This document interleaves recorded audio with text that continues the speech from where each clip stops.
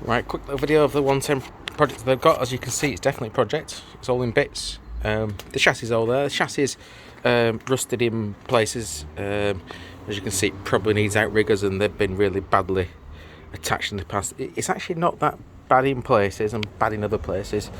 So I think it's repairable, definitely repairable. But there are patches of more corrosion on the chassis. Let's have a quick look at the rest of it for you.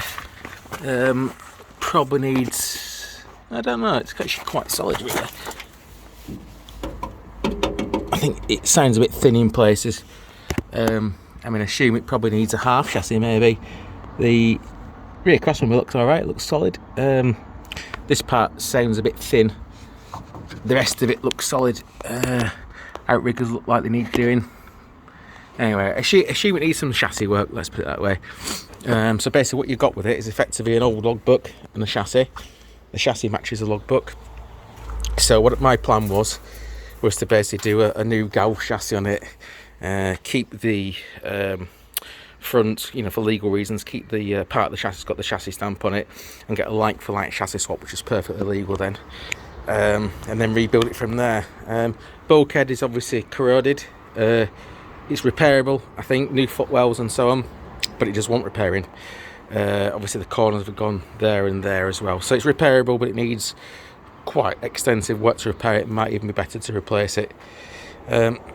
Axles, got axles obviously front and back. The rear's being a 110 is the Salisbury axle on it.